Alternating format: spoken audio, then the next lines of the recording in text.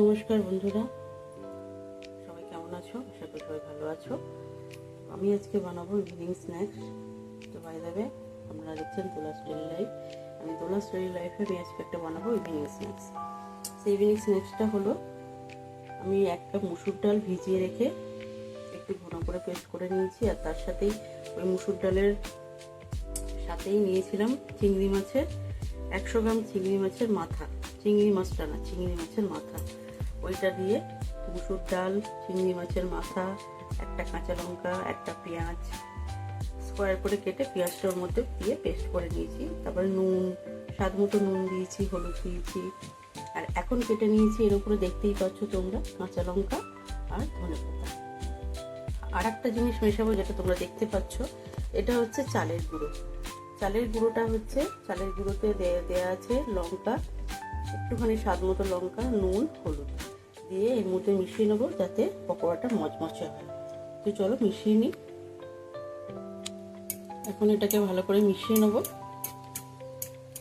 মুসুর ডাল দেখবে একটু পাতলা পাতলা হয়, তো ওর সাথে এই চালের গুঁড়োটা মেশালে বাইন্ডিংটা সুন্দর টাইট হবে, আর খেতে পকোড়াটাও খেতে মচমচে হবে। আর যেহেতু এতে আছে চিংড়ি মাছ আছে, তো চিংড়ি মাছ থাকলে তো সুন্দর তো লাগে, টেস্ট দারুণ টেস্ট হয়ে যায়। আর এতে আমি কাঁচা লঙ্কা দিয়েছি একটা কুচিয়ে, আর একটা কাঁচা লঙ্কা ডালের সাথে পেস্ট করে দিয়েছি। এখন আমি পকোড়াগুলো কড়াই একটু একটু করে দেব। চালটা মিশিয়ে নিয়েছি, চালের গুঁড়োটা দেখতেই পাচ্ছ। ডালটা না একটু ঘন করে বাটবে, দেখবে পকোড়াগুলো মচমচে হবে। এখন আমি কড়াই তেল দিয়ে দিয়েছি, অলরেডি গরম হয়ে গেছে। ছোট ছোট করে এবার আমি ছেড়ে দেবো একটা একটা করে।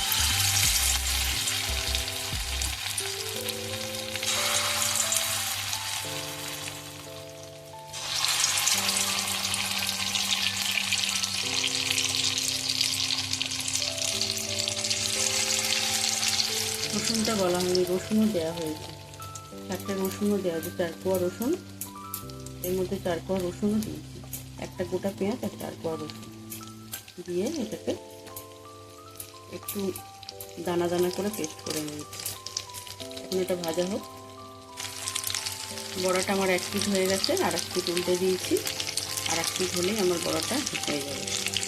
কত সুন্দর কালার হয়েছে দেখো বড়াটা।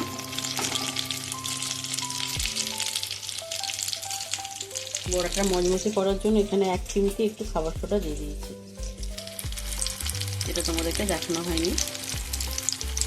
চালের গুঁড়ো আছে, অসুবিধা নেই, না দিলেও হতো, বাড়িতে না থাকলে না দিলেও অসুবিধা নেই।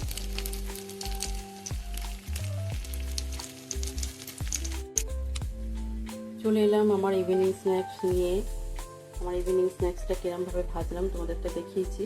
তো এখন ভাজা সম্পূর্ণ হয়ে গেছে, আমি সার্ভ করছি সস দিয়ে। আর দেখো তোমাদেরকে দেখাচ্ছি পকোড়ার আওয়াজটা, দেখো দেখতে পেয়েছো কত সুন্দর দেখতে হয়েছে, আর মচমচে হয়েছে একদম। খেতে তো দারুণ হয়েছে, তোমাদের টেস্ট করে বলে দিচ্ছি এক্ষুনি। অসম্ভব ভালো হয়েছে। তো চলো এরকম রেসিপি পেতে দোলাস ডেইলি লাইফটাকে ফলো করো, আর চিংড়ি মাছের মাথা আর ফেলে না দিয়ে এইরকম করে পকোড়া বানিয়ে নাও টেস্টি, আর সস দিয়ে সার্ভ করে দাও।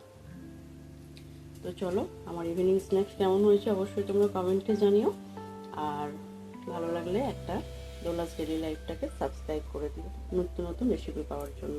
তো চলো, সবাইকে গুড ইভিনিং জানিয়ে ভিডিওটা এখানে শেষ করছি। সবাইকে টাটা।